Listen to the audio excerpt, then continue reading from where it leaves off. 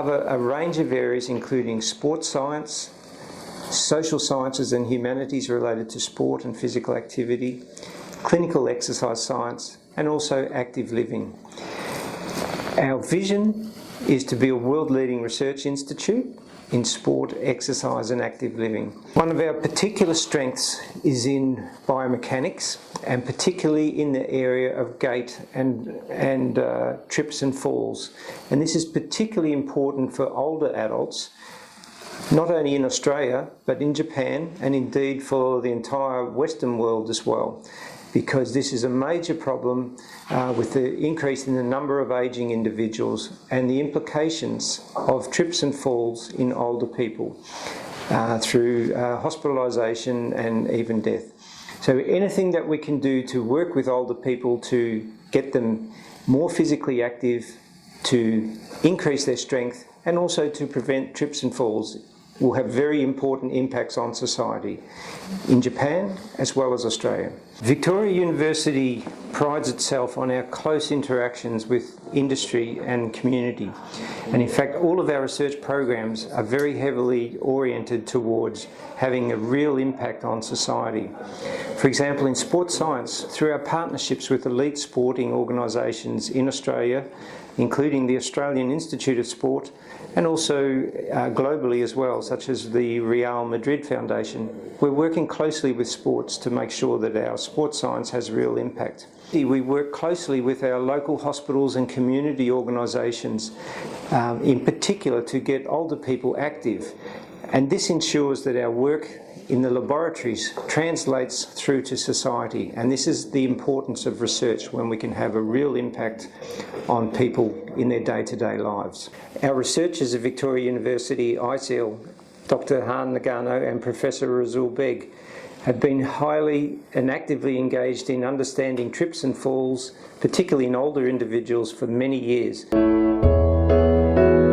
What we found is very important is that if we test a group of elderly people and if we test a group of young people, their average clearance is pretty similar.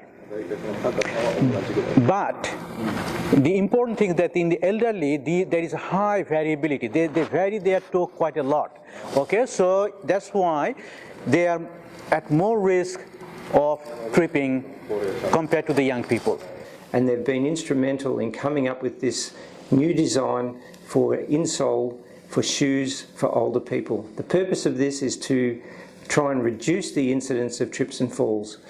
Now this is very important in Japan because of the very large increase in the number of older individuals.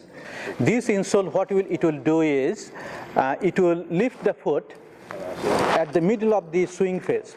Okay, so that will increase the clearance. And then it will avoid any uneven surface or obstacles on the ground.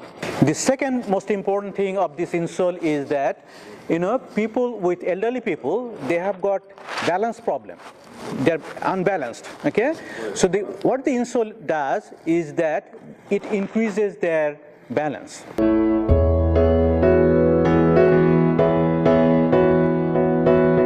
Dr. Nagano, I just mentioned few projects that we're doing in collaboration. As part of his PhD, he looked at when you change the step weight, how that affects our gait and balance. One of them is the biofeedback application. So we are using biofeedback to teach them how to walk safely.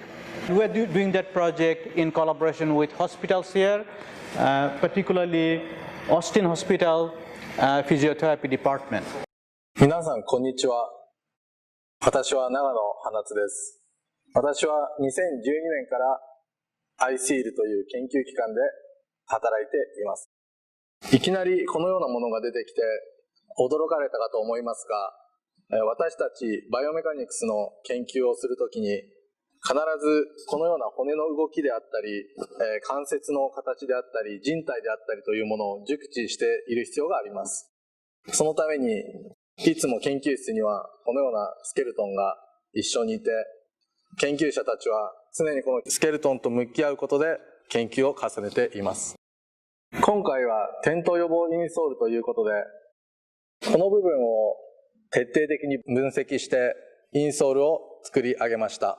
これからもこいつと一緒にさまざまなバイオメカニクスの研究を進めていって皆様に研究成果を提供したいと思っています。Therefore, we're very pleased to work with Kitec in the use of insole in these shoes to try and help increase the health of Japanese society by reducing the incidence of trips and falls. Thank you.